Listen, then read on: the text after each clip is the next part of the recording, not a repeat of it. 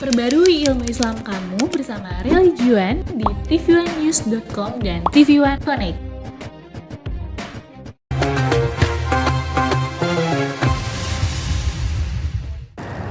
Assalamualaikum warahmatullahi wabarakatuh.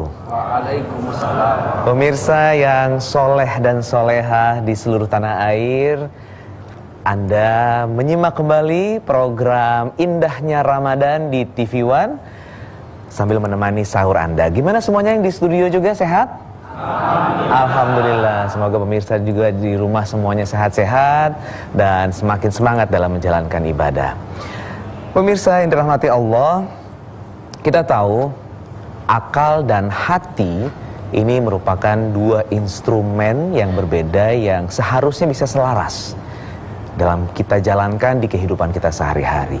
Tetapi kenapa ya kok kita manusia bisa melakukan sesuatu yang kufur sifatnya? Karena mungkin ada ketidakselarasan. Dan bagaimana sih untuk bisa menjaga hati dan akal ini agar bisa tetap ada dalam hati kita, selaras, berkesinambungan, dan akhirnya menjadi sesuatu yang baik, kebaikan-kebaikan yang kita lakukan setiap harinya. Nah, untuk itu tema kita kali ini adalah mengenai keutamaan akal menurut Islam. Dan seperti biasanya Ustadz Abu Somad yang akan memberikan materinya kepada kita dan para sahabat beliau. Di sini ada Ustadz Dasat Latif. Baik Ustadz, langsung saja kepada intinya mengenai tema ini, silakan. Baik. Bismillahirrahmanirrahim. Assalamualaikum warahmatullahi wabarakatuh. Waalaikumsalam. Alhamdulillah wassalatu wassalamu ala Rasulillah wa ala alihi wa sahbihi wa man tabi'ahu wa mawalah. Yang berwarna putih ada di kepala manusia, itu ada juga di kepala kelinci, ada juga di kepala kucing. Orang menyebutnya otak. Dalam bahasa Arab disebut dengan dimal. Kirain dimal. Jadi tidak ada beda. Kalau menurut ilmu biologi tidak ada beda antara manusia dengan hewan. Apa yang putih-putih di kepala manusia itu ada juga di kepala. Tapi fungsinya untuk berpikir yang disebut sebagai akal itu tidak ada pada mereka. Jadi kalau kita beberapa kali pernah mendapat share video di Facebook atau di Instagram bagaimana seekor itik melawan monyet karena menjaga telurnya.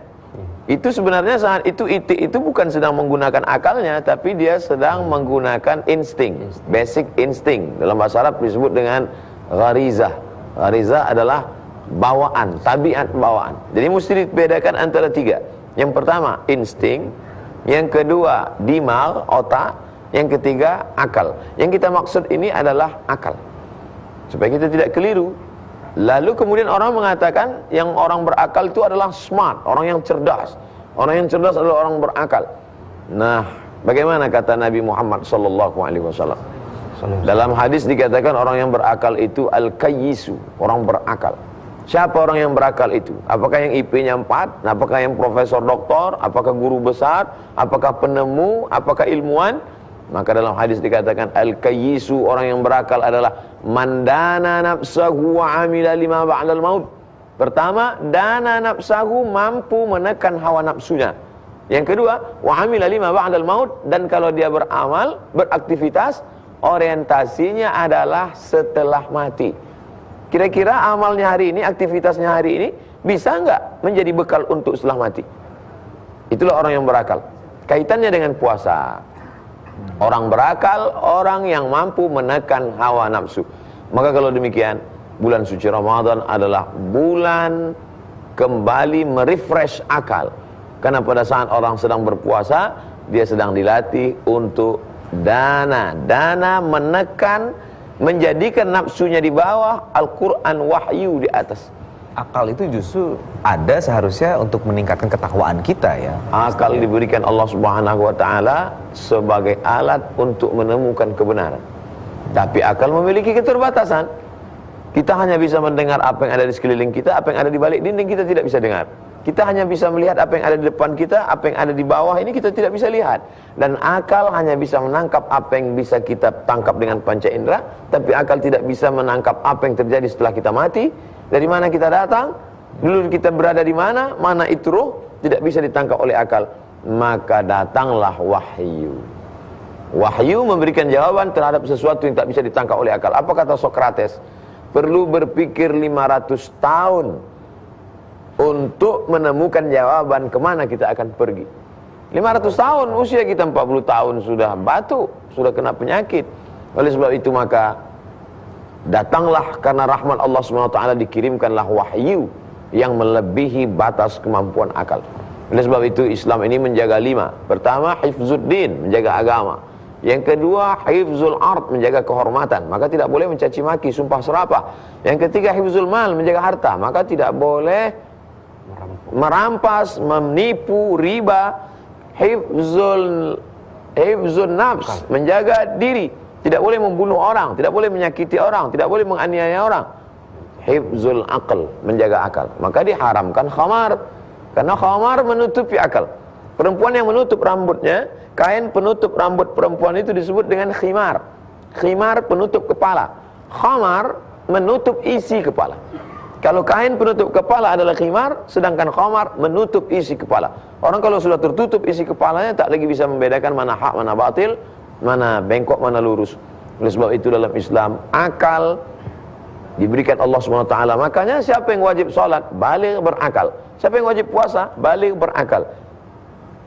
Rufi'al qalamu an thalathatin, pena yang mestinya mencatat amal manusia, tapi rufi'al qalam, pena terangkat, tidak mencatat, an thalathatin, dari 3 orang. Ada 3 orang yang tidak dicatat amalnya. Yang pertama, anis sabi hatta yahtalim, anak kecil sampai akil baligh. Anil naim hatta yastayqiz, orang tidur sampai bangun tidur. Anil majnun hatta yafiq, orang gila sampai sembuh.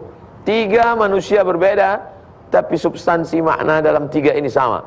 Orang tidur sampai bangun, anak kecil sampai akil baligh, orang gila sampai sembuh, ketiga-tiganya tidak punya akal. Oleh sebab itu bulan puasa adalah kembali menyuburkan akal, menanamkan akal, mempertajam akal. Karena akal fungsinya dalam Islam, mandana nafsahu, orang yang mampu menekan hawa nafsu. Semakin kita mampu menekan hawa nafsu, maka kita semakin berakal. Dan ketika kita sudah mampu melakukan itu, ada satu sisi lagi, wa amila lima ba'dal maut. Hari ini orang berpikir tanam hari ini, petik besok. Tanam bulan ini, tuai 3 bulan ke depan. Semai sekarang, dipanen tahun depan. Dalam sabda Nabi, orang berakal bukan begitu. Tapi apa yang dia tanam hari ini, apa yang akan dia petik, dia tuai, dia ambil manfaatnya nanti setelah dia mati menghadap Allah SWT. Akhirat oriented.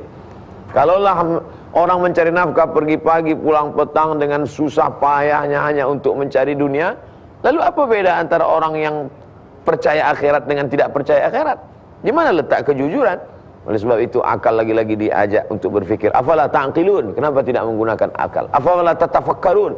Kenapa tidak berfikir? Begitulah Nabi menjelaskan tentang siapa yang berakal. Kalaulah ada orang yang dia tahu tujuannya akhirat, tapi dia selalu mencari pembenaran agar dia bisa melakukan sesuatu yang sebenarnya itu dilarang. Nah, ini namanya akal bulus atau bagaimana Ustaz? Bagaimana caranya supaya diasah akal tersebut sehingga terus untuk mencari ridho Allah? Nabi SAW itu datang mau menjelaskan sesuatu dipandang dari sisi yang berbeda, dari aspek yang berbeda. Anak di kelas ujian, dia pandai membuat tipuan, menulis jawaban di papan sebelum, di meja sebelum masuk, atau dia tulis di kaki sepatunya sehingga ketika sedang ujian dia lihat ke bawah. Bagi teman-temannya akan berkata, ini cerdas akalnya, ini cerdas. Tapi dalam pandangan Rasul SAW ini bukan cerdas, ini penipu. Maka Nabi mengatakan, man ghasyana falaysa minna, siapa yang menipu bukan golongan kami. Ketika Nabi masuk ke dalam pasar, dia lihat ada tumpukan makanan dijual kering. Korma kering, dia laku karena tidak busuk, tidak berulat. Begitu juga dengan tepung gandum kering. Tapi ketika Nabi masukkan tangan ke dalam, ya sahibat ta'am, pedagang, kenapa yang basah kau simpan di dalam, yang kering kau buat di luar? secara kasat mata orang berpikir ini orang cerdas, karena dengan melakukan trik tipuan itu barangnya jadi laku.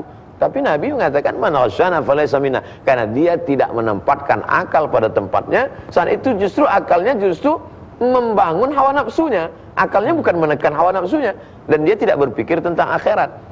Nabi mengajarkan kita tentang melihat satu masalah dari sisi yang berbeda. Ya, baik. Nah, ini mesti hati-hati nih ya. Kita mesti terus waspada, dan bagaimana kita bisa menggunakan akal ini untuk sesuatu yang baik.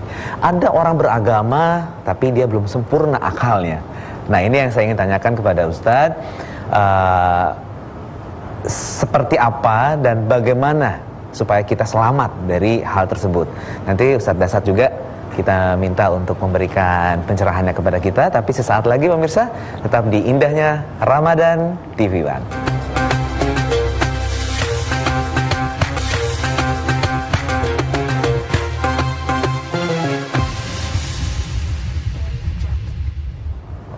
Pemirsa, terima kasih masih bersama kami di indahnya Ramadan TV One. Masih bersama guru-guru kami, Ustadz Abdul Somad dan Ustadz Dasat Latif. Dan kita masih membahas mengenai akal, ya. Sekarang saya berikan kesempatan kepada Ustadz Dasat Latif untuk bisa menyampaikan tema kita kali ini. Silakan Ustadz. Ya, saya masih ingat pelajaran saya ketika kuliah di Sospol. Kita belajar ilmu sosiologi. Dijelaskan dalam teori bahwa manusia itu adalah binatang yang berakal. Jadi kita ini sebenarnya menurut ilmu sosial, kita adalah binatang. Bedanya kita binatang yang berakal. Itulah sebabnya agama hadir untuk menyempurnakan akal kita. Kalau ada manusia yang tidak menggunakan akalnya, maka bisa jadi mereka lebih hina dari binatang. Itu dalam Quran dijelaskan. Ya, kok bisa lebih hina dari binatang? Contoh, ibu saya di kampung sampai sekarang masih pelihara kambing. Itu kalau ada kambingnya nakal, dia panggil penjualnya. Woi, balu iye, jual ini. Sampai di pasar, Aji, dia kata beli, tidak ada orang beli. Bawa pulang, potong. Akhirnya apa? Dagingnya dibagi-bagi. Ya, yang daging bisa jadi sate kambing. Tanduknya pun jadi perhiasan. Pipinya jadi sop pipi, lidahnya sop lidah, ekornya sop buntut, kakinya sop kikil. Semua dipakai. Itu kambing. Ya, kalau dia ganggu temannya, jual. Tidak ada yang beli, potong, dinikmati.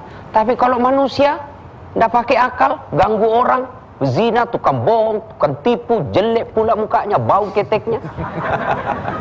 Mau dia apa bos? Hah? Jual, siapa yang mau beli? Jadi kalau kambing tidak ada yang makan, dia ganggu temannya, kita bisa jual. Tidak ada yang beli, kita potong makan bareng-bareng. Kalau manusia, siapa yang mau beli? Dipotong, siapa yang mau makan dagingnya? Itulah agama mengajarkan mereka lebih hina dari binatang. Maka Ramadan ini Allah hadirkan untuk memaksimalkan akal kita. Apa hubungannya? Tidakkah orang yang selalu banyak makannya itu melumpuhkan akal sehat kita? Bawaan ngantuk aja.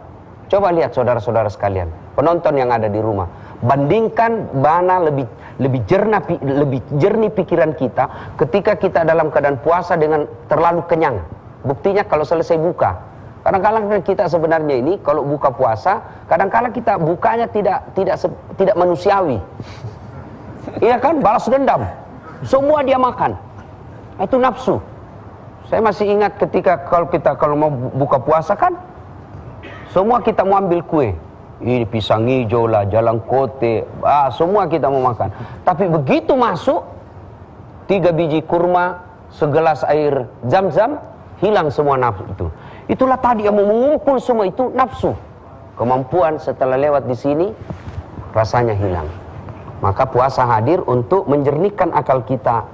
Karena orang yang berpuasa cenderungannya lebih jernih pikirannya daripada orang yang banyak makan. Nah, bicara lagi dengan akal, yang merusak akal kita itu kan khamar. Kenapa khamar diharamkan? Karena dia merusak akal pikiran kita. Sehingga lagunya Umar Rama kan mengatakan, mengapa Minuman itu haram karena merusak kepikiran.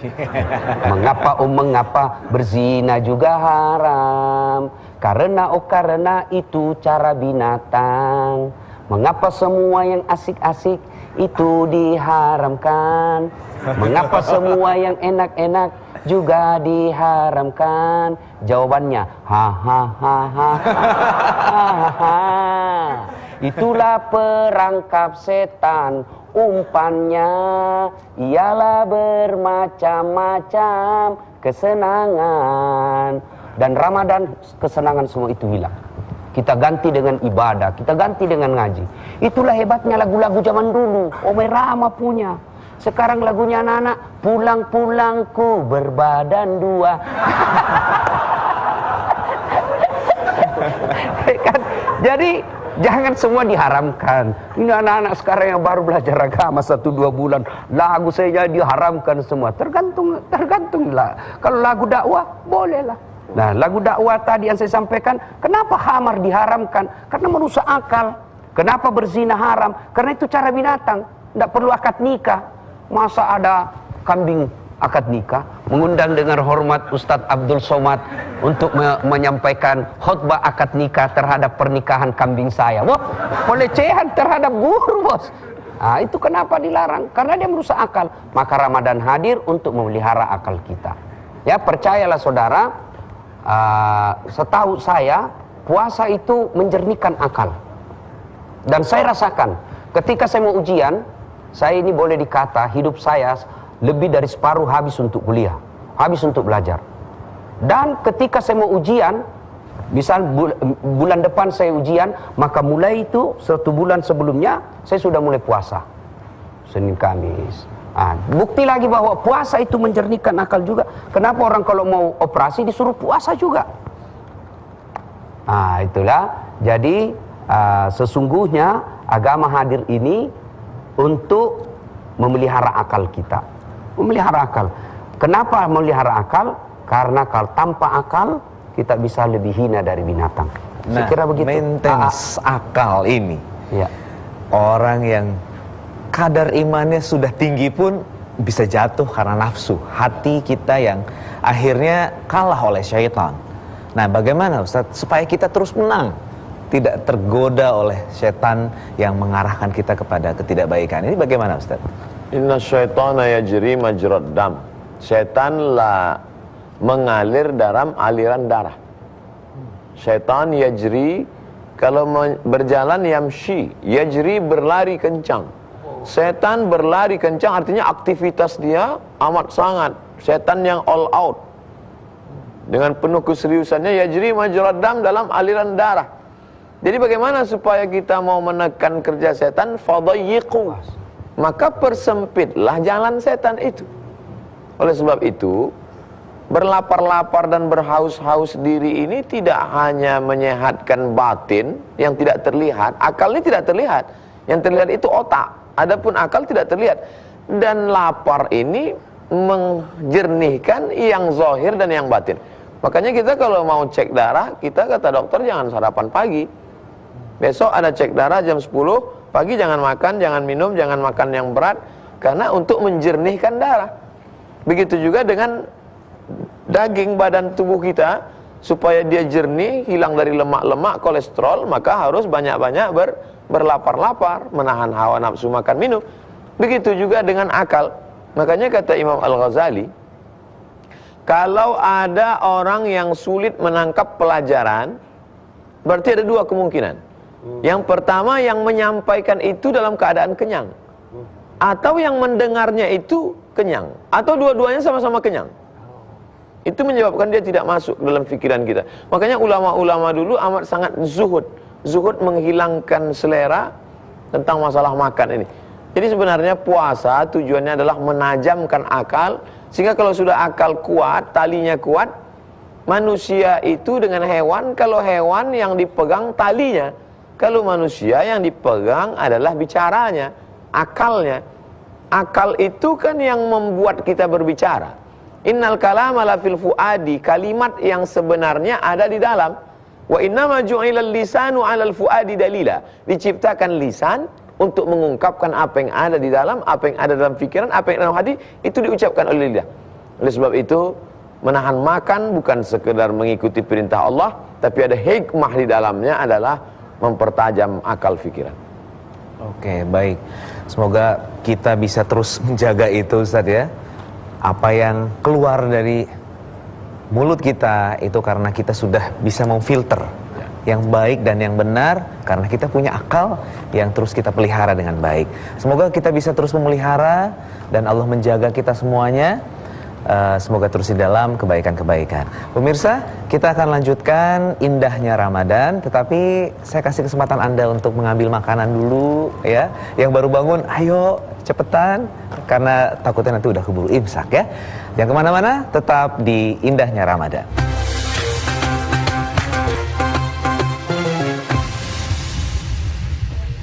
Pemirsa yang dirahmati Allah Subhanahu wa taala, kita bertemu dalam program Indahnya Ramadan hanya di TV One pastinya. Dan tema kita mengenai akal.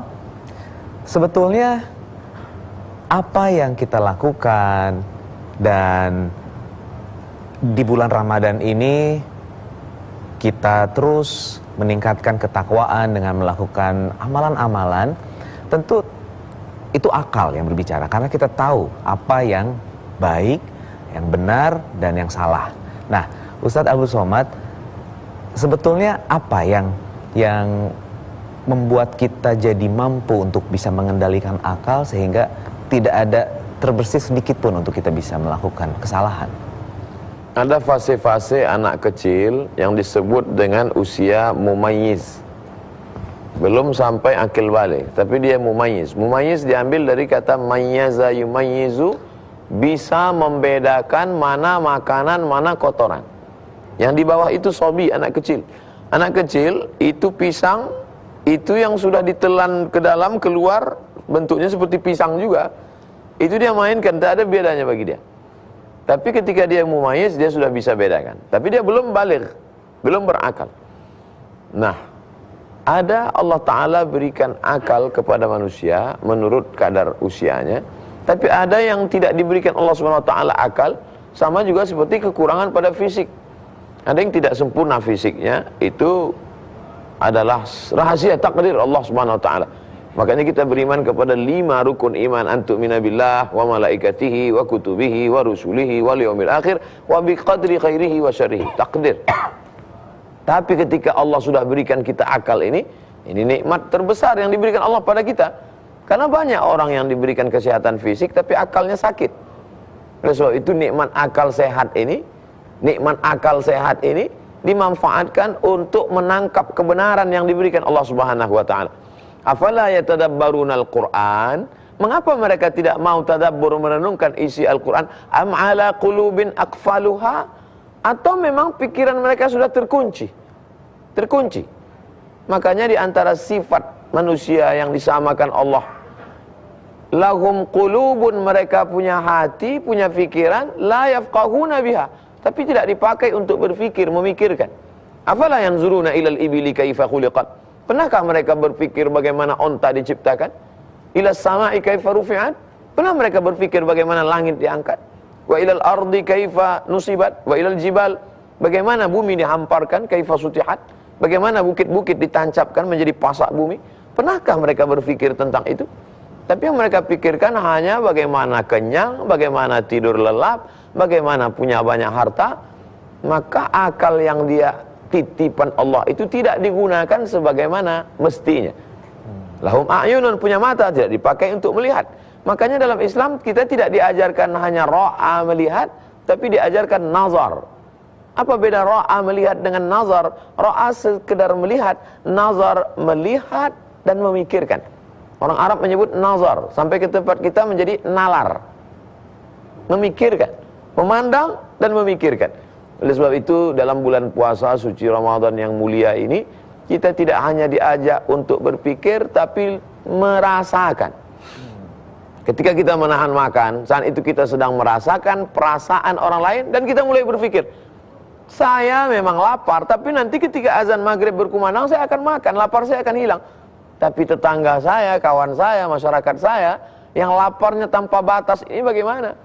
Jadi kita mensyukuri nikmat akal sehat ini. Mensyukuri nikmat akal sehat dengan menggunakan memakainya. Makanya cara mensyukuri nikmat ada dua. Yang pertama, syukur dengan lisan, mengucapkan alhamdulillah. Syukur dengan anggota badan adalah menggunakan fungsinya. Syukur dengan tangan, usap kepala anak yatim, bantu orang susah. Syukur dengan mata, meneteskan air mata, baca Quran. Syukur dengan telinga, mendengarkan tausiah. Syukur dengan akal, memikirkan yang baik-baik, yang bermanfaat buat orang banyak. Tapi kadang hanya teori tidak masuk ke hati kita. Ketika kita diajak berpikir dengan merasakan langsung, laparnya langsung, mengolah hati kita. Mengolah. Berapa banyak seminar yang diadakan tentang bencana kelaparan, tapi panitianya kenyang, narasumbernya kenyang, pesertanya kenyang, tidak menghasilkan apa-apa. Orang kenyang tidak akan pernah bisa menghasilkan cara mengatasi kelaparan, karena dia tidak pernah merasakan kelaparan itu. Ya, baik Ustaz. Makanya kalau lapar menyentuh lambung, maka makanan tinggi membumbung. Tapi kalau sudah lapar menyentuh hati, ringan tangan berbagi. Oke, Masya Allah Ustaz. Baik, kita akan kasih kesempatan Ustaz. Ini sepertinya para penonton di sini udah nggak sabar mau nanya nih. Oke, saya kasih kesempatan. Pertanyaan yang pertama, bapak-bapak dulu deh. Oke, silakan. Dengan bapak siapa? Dengan Lukman Hermanto. Lukman. Assalamualaikum warahmatullahi wabarakatuh, Ustaz Abdul Somad. Ada yang ingin saya tanyakan mengenai akal. Akal ini untuk orang dewasa, apalagi saat puasa ini, kita akan mudah sekali untuk menjaga akal kita, untuk selalu beribadah kepada Allah.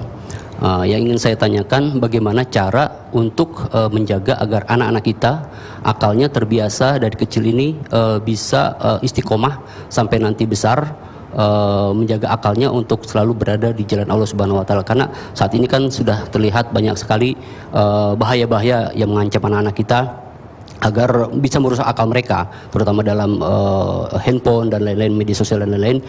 Tolong bagaimana cara efektifnya untuk menangani anak-anak agar akalnya dapat selalu istiqomah. Baik. Terima kasih. Terima kasih Pak Lukman. Kami sudah menangkap inti pertanyaannya. Tapi nanti dijawab, sabar, kasih kesempatan ke pertanyaan nomor 2 dulu nih. Ibu-ibu aja deh, silakan. Oke, ini untuk Ustaz Dasat nanti untuk menjawab. Silakan Ibu. Assalamualaikum warahmatullahi wabarakatuh. Nama saya Yanti.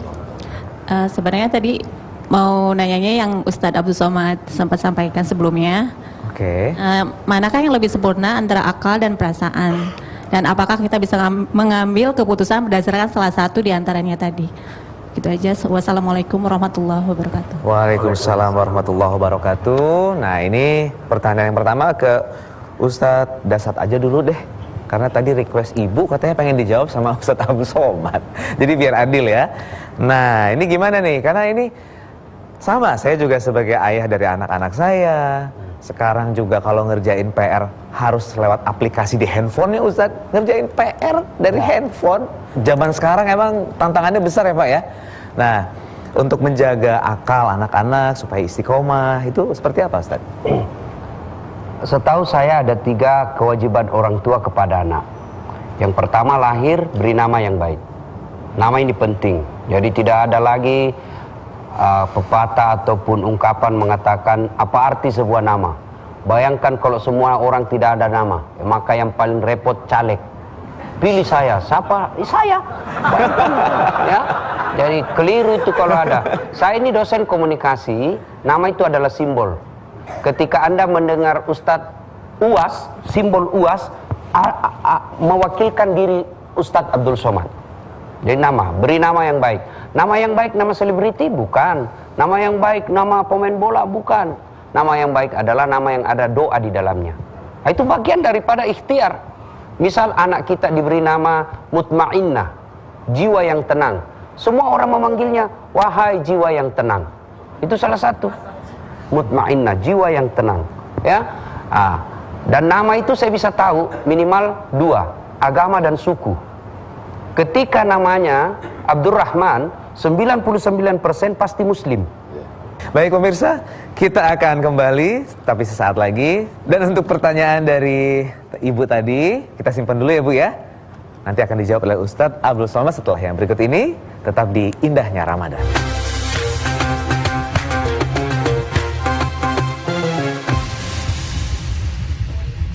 Jadi nama itu bisa kita tahu nama agama. Yang kedua, dari nama saya bisa tahu suku. Ketika namanya Ambo Dalle, pasti orang Bugis. Tidak mungkin orang Cina namanya Ambo Dalle, tidak mungkin. Salah satu cara melihara anak itu nama. Dan ketika dia besar dijelaskan. Nah, saya kasih kau nama Khalid. Siapa ini? Ada sahabat Nabi namanya Khalid bin Walid. Dialah menaklukkan beberapa kerajaan-kerajaan di bawah kepemimpinan Umar bin Khattab. Saya mau kau seperti itu, nak. Saya kasih kau nama Sumayyah sebagai perempuan. Siapa ini Sumayyah? Ini orang pertama yang mati syahid membela agama Allah karena teguh dengan pendirian La ilaha illallah Muhammadar Rasulullah. Kau mau seperti itu, nak? Satu, kasih nama yang baik. Yang kedua, kewajiban orang tua memberi makan yang halal. Karena ternyata makanan yang kita makan, menurut ilmu biologi, makan karbohidrat yang kita makan diproses masuk enzim masuk apa? Menjadi gen. Gen inilah yang menentukan sifat manusia. Itulah sebabnya agama melarang kita memakan yang makan haram. Jadi salah sehingga Nabi dari mengatakan yang diberikan kepada anak-anak ya. Maka Nabi mengatakan jangan kau berikan anakmu yang haram-haram supaya dia besar tidak berpikir yang haram-haram. Ya, coba lihat anak-anak pejabat yang makan haram-haram. 3 aja itu anaknya. 1 pengedar, 1 penghisap, 1 kawin lari di bawah bandar. Dia makan haram-haram. Coba anak-anak guru ngaji. Coba lihat anak-anak guru ngaji. Biasa kita recehkan di kampung. Guru ngaji, tidak terhormat. Tapi anaknya menjadi ulama besar, anaknya menjadi panglima besar, karena orang tuanya memelihara anaknya dari makanan yang semoga kita bisa menjaga anak-anak kita untuk menjadi anak adalah doa. Ini unsur X. Doa tidak boleh yang dianggap remeh. Doa yang paling gampang, Allahumma rabbi habli minas solihin. Ya Allah, berikan hamba anak yang soleh. Bagaimana caranya, aplikasinya? Mau makan, suap, Allahumma rabbi habli minas solihin. Dibangunkan tidur, bisik telinganya, rabbi habli minas solihin. Mau pergi sekolah, dekap, bisik telinganya, rabbi habli minas solihin. Apa sih itu, mak? Saya doakan kau nak jadi anak yang soleh. Sampai di sekolah diajak bolos, ayo bolos. Dah, saya tadi didoakan anak yang soleh. Yang doa. Nah, ada kemanakan saya, ayo, sudah mau maghrib, saya cepat ke masjid, sholat berjamaah sama om. Sedikit lagi om, main futsal, terpaksa aku tunggu. Azan maghrib masih main bola, terpaksa Ustadz Dasat masuk lapangan. Saya bisik telinganya, Rabbi habli minas solihin. Menangis, heran semua orang lihat, hebat betul Ustadz. Dia cuma bisik kemanakannya menangis. Dia tidak tahu telinganya saya bisik, tanganku di bawah menjepit. Baik Ustaz. Wah itu ternyata kiat-kiatnya seperti itu ya. Ada hikmahnya itu. Iya baik. Apa hikmahnya? Pak, 1, anak salah berikan sanksi, berikan hukuman supaya dia tahu bahwa kalau salah ada hukumannya. Betul, harus ada reward dan punishment. Yang kedua, jangan lupa doakan karena hidayah datang dari Allah Subhanahu wa taala. Iya, baik.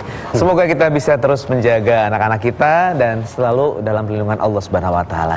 Tadi pertanyaan dari Ibu Yati ya, betul ya? Mengenai bagaimana sih antara akal dan perasaan ini bisa terus baik ya, yang keluar dari diri kita. Silakan Ustaz. Ulama membagi masalah hati dan pikiran, akal kepada 3 kelompok. Kelompok pertama membagi 2. Yang satu di jantung, yang satu di otak. Pendapat kedua mengatakan sama, tidak ada beda. Apa yang ada di jantung, apa yang di otak sama, tak ada beda. Manusia saja yang mengatakan ada satu di sini, ada satu di sini. Sedangkan pendapat yang ketiga mengatakan berawal dari jantung lalu naik ke otak. Saya lebih condong pada pendapat yang ketiga. Berawal dari jantung sesuai peredaran darah, lalu dari jantung ini naik ke atas otak, lalu dari otak menular ke seluruhnya. Dan kalau kita lihat dalam Quran juga begitu. Khatamallahu ala qulubihim wa ala sam'ihim wa ala absarihim ghishawa. Dari jantung baru menular ke yang lain. Lalu kemudian begitu juga dalam hadis, ala fil jasadi mudghah, dalam badan ini ada segumpal, yang dia maksud segumpal adalah jantung. Idza salahat salahal jasadu kullu, kalau yang segumpal ini baik, yang lain ikut menjadi baik. Wa idza fasadat, kalau dia rusak, yang lain ikut menjadi rusak. Jadi sebenarnya yang dikatakan ada dua. Yang pertama rasionalitas akal, yang kedua sensitivitas hati. Sebenarnya berasal dari tempat yang sama. Hanya saja laki-laki dengan perempuan berbeda. Laki-laki lebih rasional, sedangkan perempuan lebih banyak ke perasaan. Makanya dalam beberapa hal keputusan diberikan kepada laki-laki, tidak pada perempuan. Karena ada perempuan yang pagi amat sangat lembut, baik, tapi sore amat sangat berubah. Sedangkan laki-laki dia lebih kepada rasionalitas. Sedangkan sensitivitas, kelembutan perasaan lebih diberikan. Makanya pendidikan anak diberikan kepada lebih banyak waktu diberikan kepada perempuan. Karena perempuan itu lebih kepada perasaan. Kalau diberikan kepada laki-laki yang lebih pada rasional, itu anak itu tidak sampai besar, mungkin cepat meninggal dia. Karena dia lebih menekankan pada rasional. Oleh sebab itu, makanya perempuan dengan laki-laki dalam Islam disuruh al-mu'minun wal mu'minat. Mu'minun laki-laki yang lebih mengedepankan rasionalitas, wal mu'minat perempuan yang lebih mengedepankan sensitivitas. Ba'duhum awliya'u ba'd. Mereka saling tolong-menolong karena mereka adalah dua makhluk yang saling melengkapi. Al-mar'ah sonur rijal. Perempuan itu adalah saudara laki-laki. Hanya saja berbeda pembagian yang diberikan Allah Subhanahu wa taala. Maka ini semua karunia Allah Subhanahu wa taala. Yang satu ditajamkan akalnya, yang satu ditajamkan sensitivitas hati dan perasaan. Dan itu memang sudah kodratnya, sudah saling melengkapi. Saling melengkapi. Ya.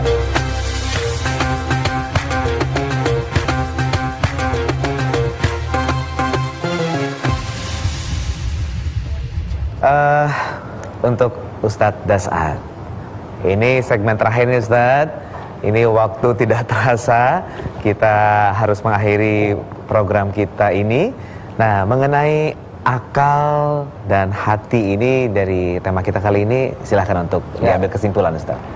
Menindaklanjuti tadi bahwa akal itu harus bersinergi dengan hati. Hati ini sangat penting. Saya kasih saja contoh paling gampang. Ketika Anda dari Jakarta ke Bandung pakai kendaraan mobil, yang nyetir tangan, yang gas rem kaki, yang mengolah pikiran sepanjang jalan otak, yang melihat tanda-tanda rambu lintas mata. Tapi begitu ada tikungan, apa yang tertulis? Hati-hati. Tidak ada tertulis otak-otak. Ya kan? Penting. Nah, puasa hadir untuk mempertajam hati kita ini. Ya. Jadi kembali awal pembicaraan guru kita tadi bahwa orang yang berakal itu satu. Ingat, mampu mengendalikan hawa nafsunya. Itu dulu. Kalau ada manusia tidak mampu mengendalikan hawa nafsunya, maka dia lebih hina dari binatang. Maka Ramadan hadir. Das'ad, kau puasa deh, supaya kau tidak menjadi lebih hina dari binatang. Yang kedua, berpikirnya lihat ke depan, bukan depan mata kita. Jauh dari itu adalah yang gaib, akhirat. Karena kalau Anda hanya melihat yang tampak oleh mata, maka kalian akan berpencitraan. Pura-pura masuk got, pura-pura ini, pura-pura apa. Ini pencitraan. Kalau itu hanya lihat mata kasat saja, tapi lihat ke depan. Orang berpuasa, kalau dia hanya melihat depan mata saja, maka dia tidak akan jujur. Puasa melatih itu. Yang kita lihat ini bukan hasil puasa di dunia saja, tapi ke depan. Orang puasa itu jujur. Jujur itu kan hadiahnya di akhirat. Coba lihat, kalau kalian kumur-kumur, siapa yang tahu kalau ada yang masuk sedikit? Dan yang tahu, nanti kita kejujuran. Siapa yang tahu kalau Anda masuk di kamar tutup, tidak ada orang lihat Anda merokok di dalam? Tidak ada yang tahu. Tidak ada manusia yang tahu. Tapi orang berpuasa bukan takut sama CCTV, bukan takut dan pencitraan dari manusia, tapi lebih jauh dari itu adalah untuk kehidupan akhirat. Itulah orang yang berakal. Maka Ramadan hadir untuk mempertajam dua ini. Satu, melatih hawa nafsu kita. Yang kedua, melatih keikhlasan kita, dan keikhlasan itu ada di hati. Sekira begitu. Untuk mempertajam sesuatu yang zahir dan yang gaib, ya. Sehingga ya kita terus berada dalam tracknya ya Ustadz ya. Iya, baik. Ini sebetulnya sesuatu yang saya nggak suka karena saya harus mengakhiri untuk bisa menimba ilmu dari para guru-guru saya. Tetapi insya Allah besok kita akan kembali dalam program kesayangan kita ini. Selamat menjalankan ibadah di bulan Ramadan, dan semoga semakin hari kita menjadi pribadi yang Allah inginkan. Baik pemirsa, terima kasih atas kebersamaan Anda. Insya Allah esok hari kita bertemu kembali, dan insya Allah akan diakhiri oleh doa dari Ustadz Abdul Somad. Billahi taufiq wal hidayah. Wassalamualaikum warahmatullahi wabarakatuh. A'udzu billahi minasyaitonir rajim. Bismillahirrahmanirrahim. Alhamdulillahi rabbil alamin. Wassalatu wassalamu ala asyrafil anbiya wal mursalin wa ala alihi wa sahbihi ajma'in. Allahumma matti'na bi asma'ina wa absarina wa quwwatina ma ahyaitana.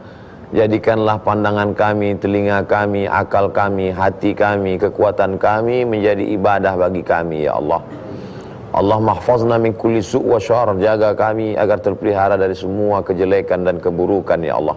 Allahumma ja'alil hayata ziyadatan lana fi kulli khair. Kalau engkau takdirkan besok pagi kami masih hidup, jadikan kehidupan ini sebagai tambahan amal saleh. Wa ja'alil mauta rahatan lana min kulli syar. Kalau kau takdirkan kami harus mati malam ini, jadikan kematian ini membuat kami berhenti dari segala perbuatan dosa ya Allah. Allahumma a'inna, tolong kami, ala zikrika, supaya hati dan fikiran kami senantiasa mengingatmu, wa syukrika, supaya hati dan fikiran kami senantiasa bersyukur kepadamu, wa husni ibadatik. Dengan pikiran yang sehat dan akal yang benar itu, maka anggota tubuh kami selalu beribadah dengan ibadah yang baik kepadamu ya Allah. Rabbana atina fid dunya hasanah wa fil akhirati hasanah wa qina adzabannar. Wa sallallahu ala sayyidina Muhammad wa ala alihi wa sahbihi wasallam walhamdulillahi rabbil alamin.